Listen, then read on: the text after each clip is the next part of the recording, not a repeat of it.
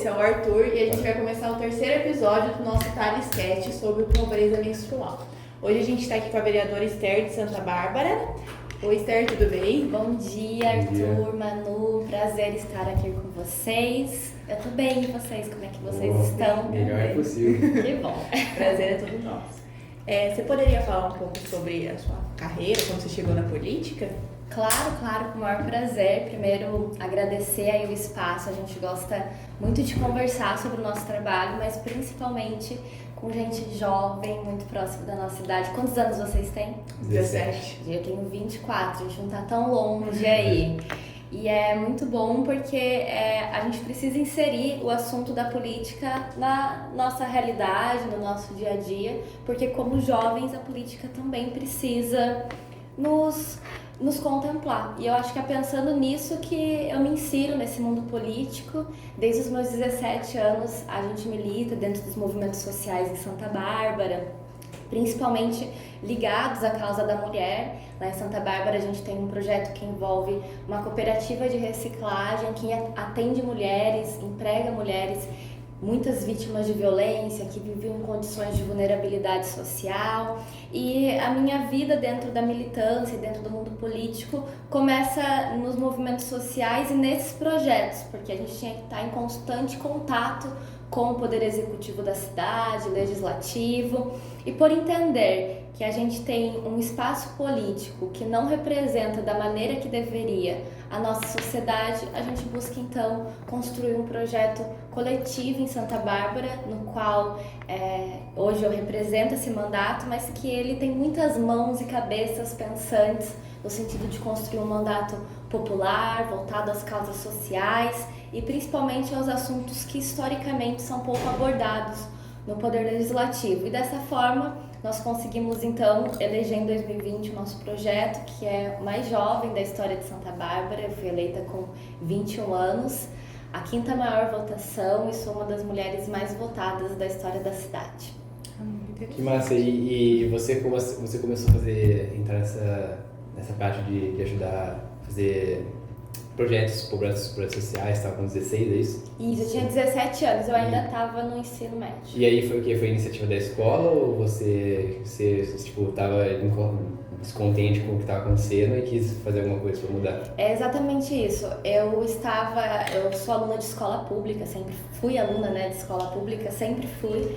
E a escola pública, ela tem um debate que a gente faz de sempre estar melhorando o ensino, a estrutura, o salário dos professores. Eu me lembro que eu tinha um professor de sociologia, eu sempre falo dele, que era um professor que sempre buscava conversar com a gente sobre esses assuntos mais sensíveis, que é pouco abordado. E ele tinha uma pegada muito interessante, Então, colocava você numa roda, você falava o que você pensava do assunto, ele ia inserindo isso de uma maneira que instigava a gente a querer entender o que estava acontecendo. E eu me lembro que em determinado momento esse professor começa a falar sobre violência contra a mulher, sobre racismo, sobre pobreza.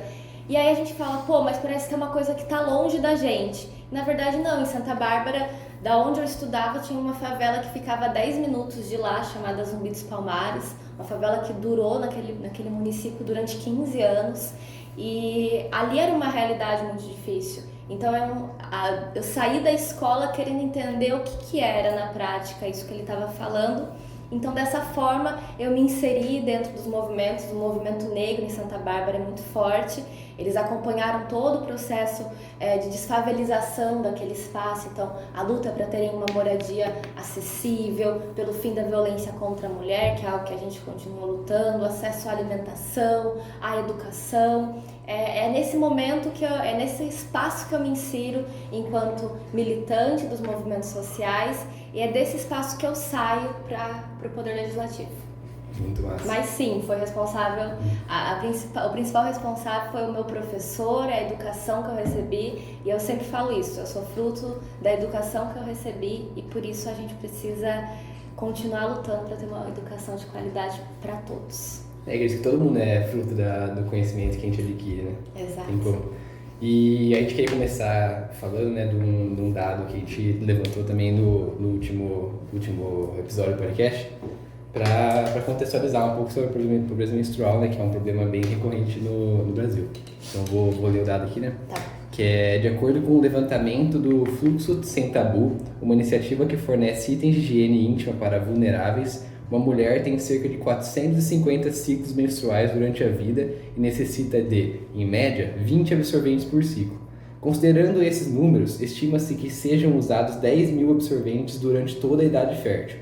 Se considerarmos um custo médio de 60 centavos por absorvente, chegamos ao valor de R$6.000. Atualmente, o salário mínimo é de R$1.100. Não sei se ainda mantém isso.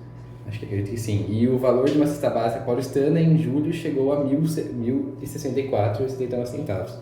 Então aí mostra pra gente que uma grande porcentagem do salário mínimo para as mulheres seria um absorvente e às vezes não é uma realidade que todo mundo que poderia comprar o necessário, né? Sim, para você tirar R$12 para o absorvente, ainda sobram só R$23,21 para outras contas. E aí, o que você, como vereadora, você falou que você tem um projeto aí, mas no âmbito de pobreza menstrual, o que você tem? Você tem alguma coisa para falar pra gente? Claro, a gente pode conversar sobre isso sim. Acho que é importante a gente entender que esse é um assunto que durante muito tempo foi considerado tabu na nossa sociedade. E a gente ainda tem dificuldade em falar sobre isso, né? São das coisas que a gente permanece em silêncio. Ninguém fala que mulher menstrua, ninguém fala que esse é um assunto que passa por todos nós, a nossa vida toda. Isso foi assim desde o começo da humanidade. E aí, esses assuntos que ficavam em silêncio no campo daquilo que a gente não conversa, nem no nosso âmbito familiar. Quando a gente menstrua a primeira vez, a nossa mãe vai contar pro nosso pai que quer morrer de vergonha. Ou a mãe tá comentando com alguém, pelo amor de Deus, fica quieta. Eu não quero sair porque eu tô menstruada. Então sempre foi um assunto que ficou no âmbito do que a gente não se fala, do que incomoda. E quando a gente passa a falar sobre isso, é importante a gente fazer uma observação. Esse assunto só passou a ser abordado na nossa sociedade porque mulheres passaram a ocupar os espaços de poder. E por isso que a gente tem que falar sobre isso, sobre representatividade na política. A gente vive num país onde a democracia ela deve ser representativa. Significa, então, que todos os grupos que compõem a nossa sociedade precisam estar devidamente representados nos espaços de poder para que as demandas desses grupos possam ser abordadas. Então, a partir do momento que essas mulheres ocupam os espaços de poder com muita dificuldade, com muita resistência, a gente passa a conseguir debater esse assunto. E aí, o que acontece quando esse assunto ganha a nossa imprensa nacional, as nossas casas? Mais violência, porque ele foi banalizado durante um período. Mas por que você quer falar disso? Mas e a fralda na UBS? Eu acho que isso é mais importante. E a gente tem coisas mais urgentes, como se todas as questões que envolvem a causa da mulher deveriam ser secundárias. E não é assim. Nós somos mais da metade desse país e já se paga muito caro por não cuidar no campo da prevenção e das políticas públicas de acolhimento à mulher, já se paga muito caro por não fazer isso. E não olhar pela ótica do investimento e lidar só com os gastos que isso gera por não lidar com metade desse país. E então, falar sobre pobreza menstrual é você, primeiro, conseguir estar nos espaços de poder, estando lá, ser capaz de enfrentar todo o revés que isso vai causar, porque você tem que entender que você vai falar sobre pobreza menstrual e alguém vai dizer que esse assunto não é importante, que isso não acontece no país todo. Em Santa Bárbara, eu tive que ouvir que esse assunto, isso não acontece na nossa cidade. E eu me lembro que na época, a resistência foi tão grande que essas mulheres que se encontram em condições de pobreza menstrual, elas vieram até mim, compartilharam seus relatos e falaram, olha, publica porque isso acontece. Eu recebi professoras, isso foi na época em que a pandemia estava no seu auge, as professoras mandavam relatos dizendo, Esther, a gente faz vaquinha dentro da escola e a gente está se revezando e levando absorventes para as casas das alunas. Olha, Esther, isso está acontecendo comigo, eu uso o absorvente, tiro ele, coloco para secar e uso novamente. Eu estou usando folha de caderno, eu estou usando uma roupa velha, um trapo.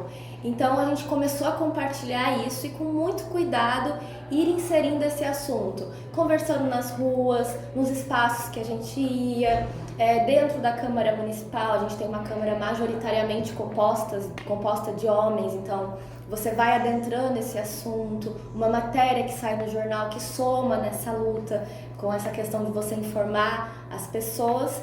E enquanto isso foi sendo feito, a gente desenhou um projeto de lei, que na verdade são 2 projetos de lei, que criam uma política pública de combate à pobreza menstrual. E aí, um dado importante que essa mulher que vive em condições de pobreza menstrual, ela pode estar vivendo outros tipos de pobreza. Então, se ela não tem dinheiro para comprar um absorvente, ela também não tem dinheiro para se alimentar, não tem dinheiro para pagar suas contas, que condições que ela vive. Então, o que a gente quer fazer em Santa Bárbara é mapear isso. Porque se essa mulher ela vive em condição de pobreza menstrual, ela também precisa de uma cesta básica. Se ela tem filho, ela precisa de creche, ela precisa de leite, ela precisa de um emprego. E esse projeto tem essa ideia principal, que é você mapear essas mulheres. E olha, ela tá passando numa UBS, essa mulher passa na UBS todo mês com infecção de urina. Essa mulher, ela menstrua, ela tem muita dor, ou sem menstruar, ela tá com muita dor. Essa pessoa que menstrua tá com muito incômodo na região abdominal. Esse médico questionar: você vive em condições de pobreza menstrual? Você tem acesso a absorvente? Como é a sua higiene? Tem pessoas que não têm água na sua casa, não tem um sabonete, vivem em condições extremamente insalubres. E a partir do momento que esse médico questiona e essa pessoa diz: olha, sim, eu vivo em condições de pobreza menstrual, ele encaminha, ele tem que notificar a gerente da UBS, que vai acolher essa pessoa e encaminhá-la para um atendimento no serviço social, para que ela possa ter acesso ao absorvente. E essa mesma lógica é dentro da escola. Essa professora que vê que todo mês esse aluno está faltando durante uma semana, deve ser porque está menstruando e não tem condições de ir à escola. Apesar que eu vejo a escola muito mais atenta a essa questão, muito mais à frente nesse debate há um bom tempo. Eu visitei escolas que antes desse debate ganhar o cenário nacional, olha, aqui a gente já tem um absorvente, a gente já está atento a isso, para variar a educação sempre à frente de tudo que a gente precisa fazer o debate. E essa mesma lógica, então, é na escola. O professor percebeu que esse aluno está faltando, ele já vai fazer essa notificação para que ele seja encaminhado. Em Santa Bárbara, as mulheres que estão em situação de rua, na época o valor era de R$90, então elas já têm alguma ajuda, a gente já tem alguma coisa em Santa Bárbara. Por isso que foi mais fácil desenhar essa política pública, né, nesse viés de você já sair de algum lugar. Lembrando que a gente tem um debate nacional, então a deputada Tabata Amaral, por exemplo, ela ganhou muita repercussão fazendo esse debate, e a gente precisa então garantir que essas mulheres tenham acesso ao absorvente de maneira definitiva, que esse mapeamento seja feito e também discutir formas de ter acesso a absorventes sustentáveis, ecológicos, porque também tem a questão do meio ambiente. Responde a pergunta? Com certeza. E você falou muito de que seria muito importante quebrar esse tabu, né, que existe para falar sobre o assunto, para conseguir debater mais, colocar em pauta, colocar para discutir mesmo. Como você acha que a gente poderia amenizar esse tabu que existe? Eu acho que é falando sobre ele, principalmente dentro das escolas. Isso que vocês estão fazendo aqui, os professores dentro da sala de aula, essas campanhas que as escolas estão fazendo, isso é muito importante, porque o que você aprende aqui, você replica na sua família, você replica com o seu amigo, você passa a ter um olhar mais sensível a essa questão. E eu falo que quando a gente é instigado a pensar, a gente tem ideias brilhantes. Você sai daqui querendo mudar o mundo, né? Então eu penso que a educação é, para mim, a principal área de... Olha, é possível a gente conseguir caminhar com esse assunto, porque a gente vai estar falando sobre isso. Passa também por a gente eleger mais mulheres no ambiente político, porque é somente elegendo mais mulheres que a gente vai conseguir tratar desse assunto no campo que ele precisa ser abordado, que é dentro do Poder Legislativo, onde as políticas públicas são desenvolvidas, são votadas. Passa por cobrar os representantes eleitos de que esse é um assunto de saúde pública, é um assunto que tem que ser levado como prioridade, não de maneira secundária, que tem que ser abordado de maneira intersetorial, com a saúde, com a educação, com a promoção social. E acho que a gente também já tem que começar a discutir as maneiras sustentáveis de ter acesso ao absorvente. Então, eu penso que é por aí que a gente vai começar caminhando. Entendi. Você falou do seu projeto, né? Você falou que por ser um ambiente com muitos homens, tinha todo esse tabu. E teve algum outro empecilho que você encontrou quando você estava apresentando ele? Olha, os vereadores, eles não podem propor nenhum tipo de projeto que gerem custos ao município. Então, por exemplo, se eu faço um projeto dizendo a partir de tal data o prefeito vai conceder absorventes para todas as mulheres. Esse é um projeto que ou eu vou fazer ele em caráter autorizativo ou ele é inconstitucional. Então, eu vou fazer, quando eu falo autorizativo, eu autorizo o prefeito a fornecer absorventes. Mas aí o prefeito ele vai fazer se ele quiser. Se ele não quiser, ele não vai. E o outro lado é que ele é inconstitucional, a chance desse projeto ser aprovado é mínima. Então, assim, o que o Congresso Nacional está fazendo é muito importante, porque vai atingir todo o nosso país. Mas enquanto vereador, eu tenho essa limitação. Então, eu sentei com o jurídico, a Câmara Municipal, que é um jurídico muito bom, nosso gabinete também. A gente sentou e passou a pensar como é que a gente escreve uma política pública para que esse assunto ele esteja inserido, mas para que a gente também não esbarre na inconstitucionalidade.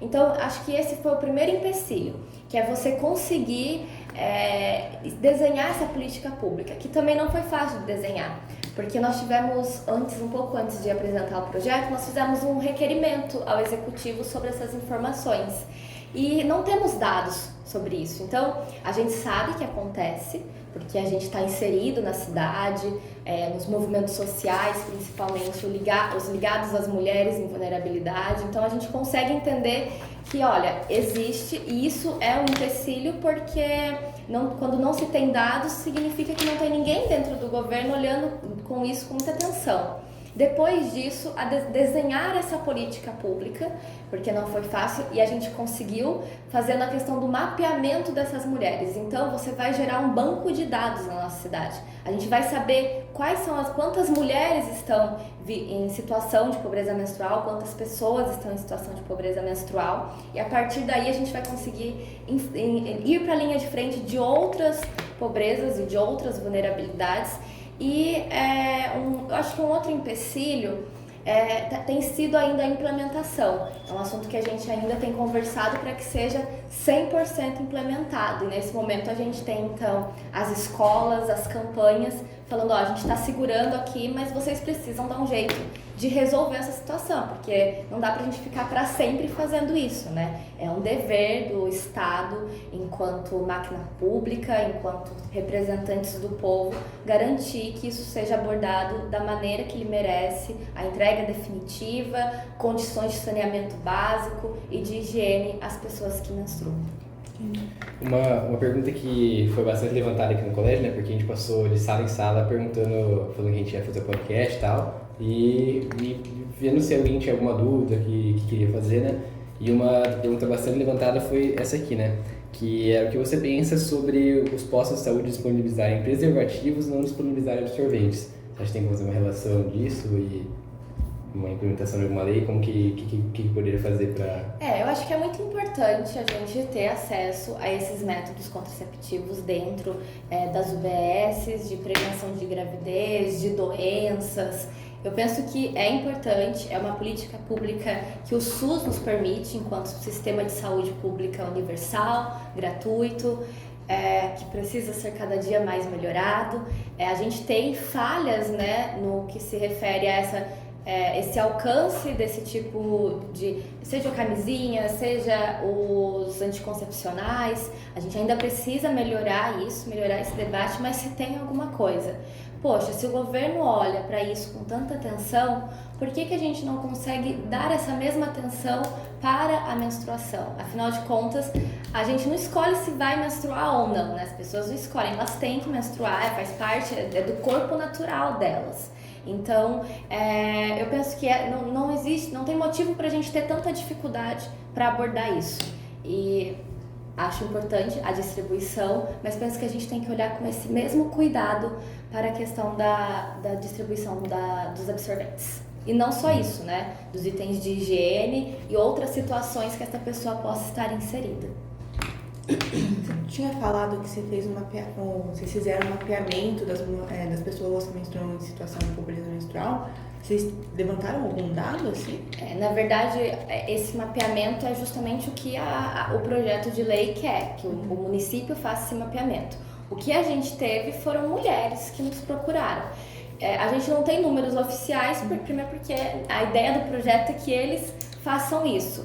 Mas o que a gente teve nesse período em que o projeto estava sendo discutido foi grupos de professoras, mulheres de bairros que, olha, eu passo por isso, minha amiga passa por isso. E obviamente que na nossa caminhada, olha, vamos arrecadar roupa, alimento, sempre, olha, a questão do absorvente, porque essa mulher não tem condições. A gente fez uma arrecadação logo depois da aprovação do projeto com relação ao absorvente, itens de higiene. A gente arrecadou 3.000 absorventes. E a gente distribuiu, eu não consegui numerar as mulheres, porque elas estavam lá, já estavam levando para a mãe, para a avó, para a irmã que precisa, mas a gente conseguiu, a ideia era, nessa arrecadação, inclusive deixar um pouco nas UBSs. A gente passou por 2 bairros apenas. E em 2 bairros, esses 3.000 itens foram embora, esses 3.000 absorventes foram embora, porque a gente tem uma necessidade que é séria e que existe. Isso foi muito rápido,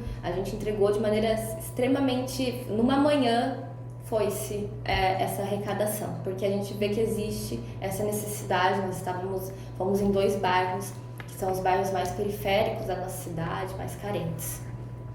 Entendi. E ainda sobre o tabu, né, uma coisa que foi levantada aqui, foi perguntando sobre aulas sobre educação sexual, né? Se tivessem aulas de educação sexual em todas as escolas, você acha que poderia desmitificar o tabu sobre o assunto adolescência?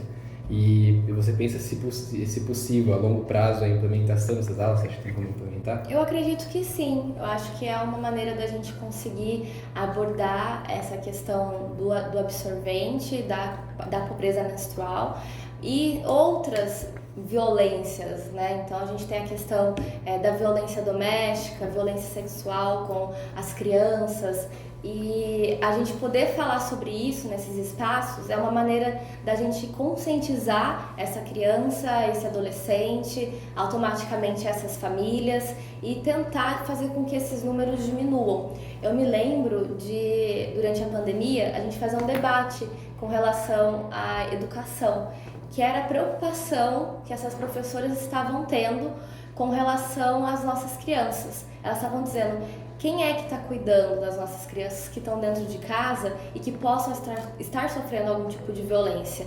E como é que a gente vai lidar com essa criança e com esse jovem que vai ir para a sala de aula vítima dessa violência? Quem é que vai fazer o acolhimento? Como é que a gente vai tratar essa criança? A gente tem um CAPS, que é a saúde mental, já está preparado para receber essas crianças? Porque a tendência é que os números aumentem os números de vítimas de violência, crianças vítimas de violência sexual, e isso se comprovou, né? Nesse mundo pós-pandemia a gente teve esse aumento aqui na região ali de Santa Bárbara, a gente já teve esse aumento significativo, e eu penso que falando sobre isso, educando as nossas crianças sobre isso, é que a gente vai conseguir trazer mudanças para a nossa sociedade. Muitas vezes por educar a criança e você acaba descobrindo casos que acontecem em casa que a criança às vezes não sabe, não tem conhecimento, inocente, e não sabe, e aí na escola vai falar assim, isso aconteceu comigo e tal, então é para descobrir um pouco também. Acho que um dado foi levantado na pandemia, diz que os casos de violência contra a criança aumentou bastante, e também acho que é por causa disso, acho que o Vitor falou na aula com a gente. O Vitor é nosso professor de Sociologia e Filosofia. Bacana, mas é isso mesmo. Porque aí a escola falava, explica casos de violência e tal, mostra de uma maneira meio lúdica assim, né? Mas fala e aí às vezes acaba denunciando casos que acontecem na casa da criança. Sim. A gente sabe que nem sempre esse assunto é abordado dentro das casas.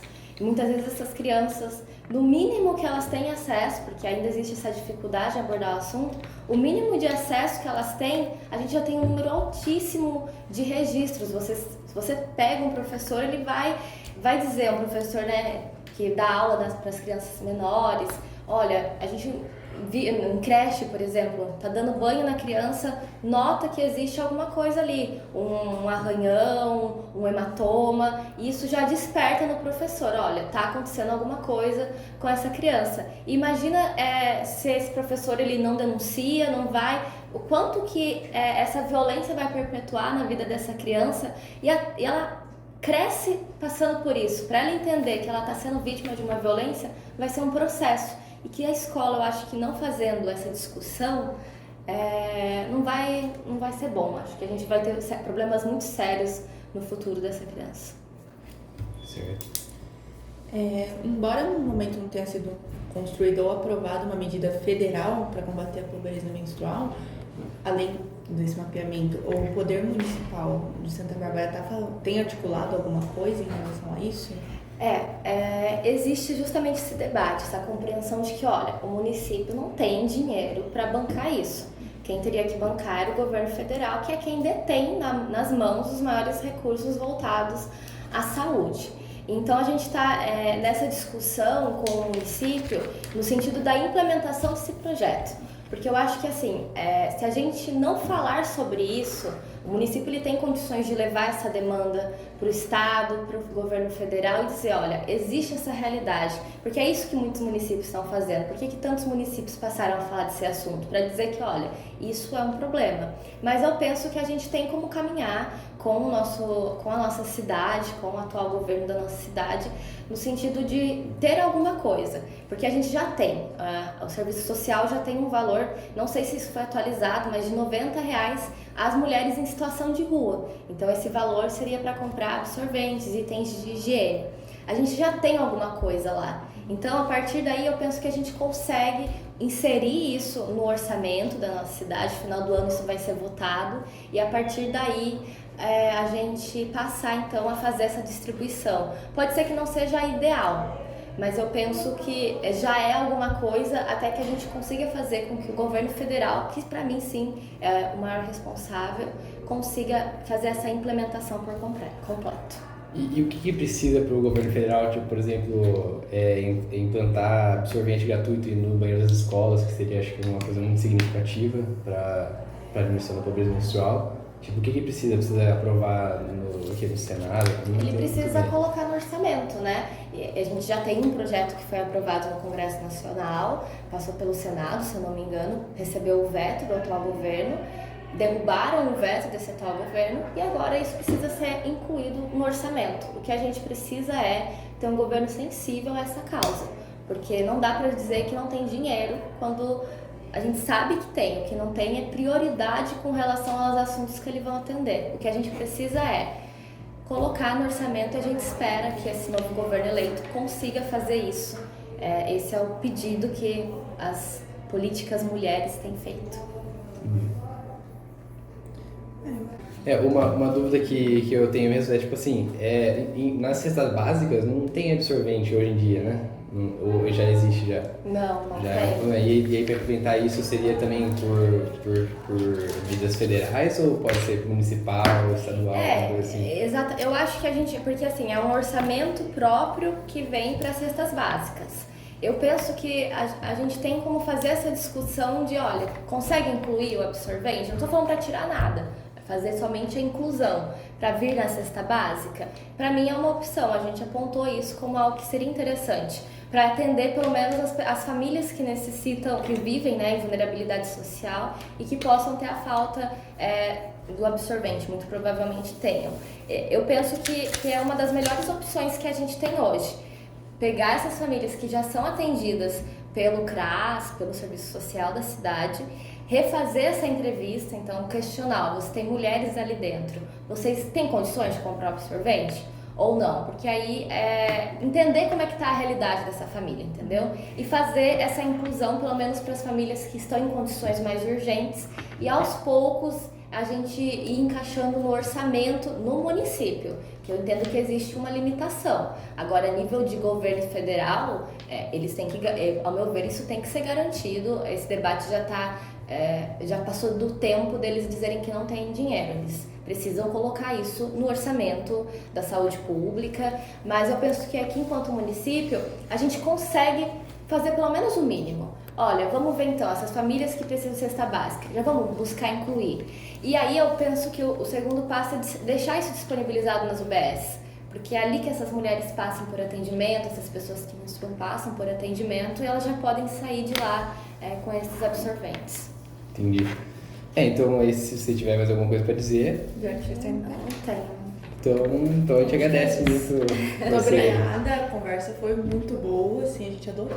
Que bom, que bom. A gente está super à disposição para conversar sobre os assuntos que vocês quiserem aí. Me chamem sempre que eu gosto de falar. Vai acrescentar bastante o projeto, porque, como disse, a maioria das perguntas foram levantadas no colégio inteiro, né? Então aí tá respondendo bastante. E se por acaso surgir alguma outra, vocês podem mandar, a gente grava um áudio, enfim, a gente pensa em alguma coisa para poder somar com vocês. Mas eu acho que é isso. Maravilha, muito obrigado, Esther. Obrigada. A gente terminou a campanha do Segue o Fluxo da arrecadação. Dia 25, eu não sei que dia é hoje. Dia 2. Dia 2 hoje.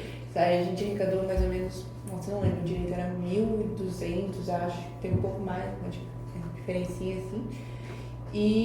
Mas a gente ainda não entregou para casa do bom menino, porque o moço tá com Covid.